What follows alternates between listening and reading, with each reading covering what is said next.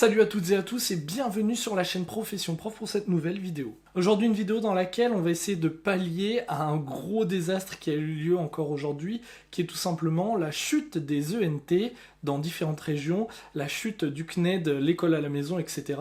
On l'a vu, ça a été un petit peu catastrophique en termes d'école à distance pour ce mardi 6 avril. Ce que je vous propose aujourd'hui, c'est d'utiliser un outil collaboratif qui est utilisé dans de nombreuses entreprises, mais aussi au sein de l'éducation nationale, qui est tout simplement l'outil Microsoft Teams. Le but est simple, pouvoir diffuser son écran, de la voix et notre tête via la caméra à nos élèves qui sont situés chez eux. En termes de prérequis, il va falloir télécharger l'application Teams sur votre ordinateur, que ce soit un PC ou un Mac, et réaliser l'inscription à Microsoft Teams via une adresse mail et un mot de passe. Il est aussi possible de télécharger l'application Teams, mais ça va être davantage pour les gens qui vont visualiser le contenu. Là, si vous voulez diffuser du contenu, je vous conseille de le faire sur votre ordinateur. Les élèves qui seront à la maison, s'ils sont sur un ordinateur, pourront ouvrir la classe à distance, qui s'appelle Réunion, via un navigateur web. Ou alors, s'ils sont sur le téléphone, ils devront impérativement télécharger eux aussi l'application Teams sans avoir besoin de s'inscrire où que ce soit. On est donc parti sur le site de microsoft.com, rubrique Teams, et on va avoir donc deux boutons qui vont nous intéresser. Inscription gratuite, là ça va être l'inscription avec votre mail et votre mot de passe qui va vous permettre ensuite de vous connecter à l'application. Et on a téléchargé Teams. Vous allez pouvoir télécharger Teams sur un ordinateur de bureau. Télécharger pour un appareil mobile, c'est si on est sur une tablette ou un smartphone. Télécharger pour un ordinateur de bureau, vous ouvrez Microsoft Teams pour la première fois et vous vous retrouvez normalement sur cette fenêtre-là. Alors bien sûr, la fenêtre peut peut-être varier entre un PC et un Mac. Les caractéristiques générales sont assez similaires. On a donc différentes choses. L'objectif va être de démarrer une réunion pour inviter vos élèves via un lien que vous allez leur envoyer par mail. Une fois qu'ils vont recevoir le lien sur leur boîte mail, sur WhatsApp, peu importe ce que vous utilisez comme moyen de communication, ils vont pouvoir cliquer sur le lien. S'ils ont téléchargé Teams sur leur téléphone, alors à ce moment-là, l'application et la réunion va s'ouvrir d'elle-même. Et s'ils sont sur un ordinateur de bureau, ils vont pouvoir ouvrir le lien via le navigateur web. Avant de commencer, l'un des autres prérequis, c'est tout simplement d'avoir préparé ce que vous allez diffuser à vos élèves. En l'occurrence, moi, j'ai préparé une petite présentation que j'ai réalisée sur Keynote. Vous verrez que si vous êtes sur PowerPoint, c'est encore plus facilité par l'application. On se retrouve donc ici et on va aller dans Démarrer une réunion. Comment est-ce que je vais appeler cette réunion? Je vais l'appeler tout simplement classe distance CE2. Ok. Là, je veux obtenir le lien de partage. Ok. C'est ce lien que je vais pouvoir partager par email. Je vais le partager tout de suite d'ailleurs, je vais me l'envoyer. Vous avez donc le lien sur lequel vos élèves vont devoir cliquer. Vous allez pouvoir modifier votre texte, votre message pour expliquer davantage de quoi il s'agit. On a donc classe distance CE2 et on va commencer la réunion. À partir de là, une fenêtre s'ouvre.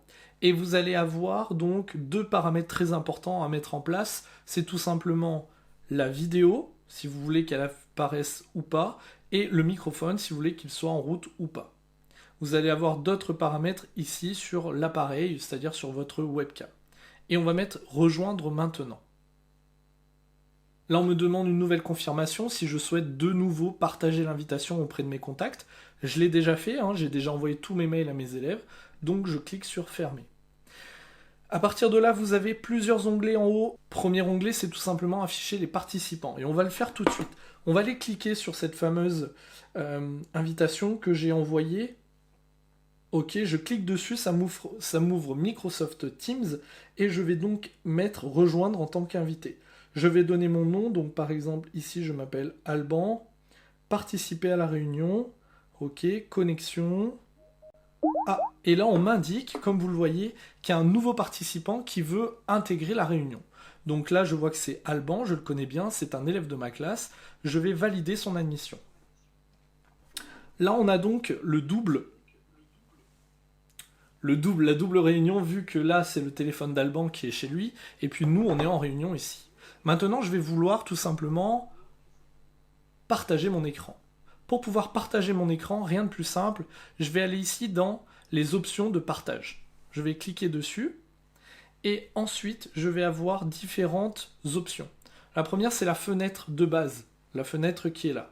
La deuxième, c'est le bureau, c'est-à-dire que je vais représenter, je vais partager mon bureau. Et la troisième chose, c'est PowerPoint. PowerPoint est compatible avec Microsoft. Vous savez que PowerPoint vient de chez Microsoft, et donc ils ont eu la brillante idée de pouvoir diffuser directement un fichier PowerPoint. Donc si jamais par exemple vous avez réalisé votre exercice sur le fichier PowerPoint, vous mettez parcourir, vous allez le chercher sur votre ordinateur, et tout ce que vous allez avoir sur votre PowerPoint va s'afficher dans la réunion. Maintenant, deuxième chose, moi, je sais que ma fenêtre, d'accord, elle est ici. C'est celle-ci que je veux diffuser. Donc, je vais cliquer sur Bureau, ok, lorsque je suis ici. Je vais cliquer sur Bureau, ok, et on voit ce cadre rouge. Ce cadre rouge, c'est ce qui va être diffusé à l'écran. Je vais donc me rendre sur la fenêtre qui m'intéresse, c'est celle-ci, et je peux débuter facilement mon cours. Comme on le peut voir sur la version téléphone, on a donc bien ma tête. Au-dessus, on a le petit A de Alban. S'il désire mettre la vidéo, il peut aussi mettre la vidéo.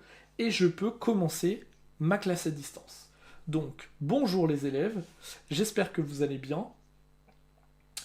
Nous allons aujourd'hui commencer le cours, justement, sur le lexique. Alors, voici un texte.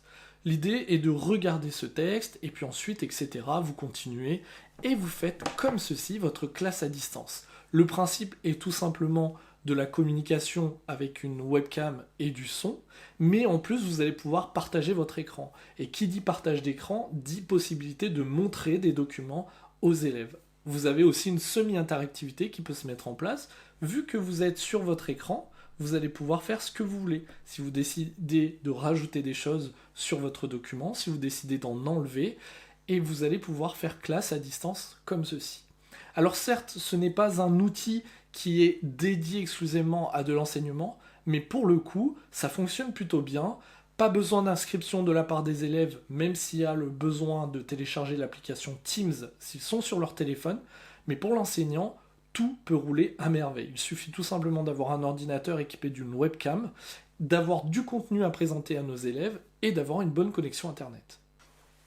On en a donc terminé avec cette vidéo tuto sauvetage de la classe à distance, sauvetage du distanciel, parce que c'est une tannée de faire cours à distance, d'autant plus lorsque les outils sont mis à disposition et qu'ils plantent les uns après les autres, on est obligé de se pencher sur des solutions qui existent, qui sont autres, et Teams fait partie de ces solutions. J'espère que la vidéo vous a plu, n'hésitez pas à commenter, à partager, à liker les vidéos, à vous abonner à la chaîne si ça vous plaît. J'essaie d'aider du mieux que je peux dans ce genre de situation.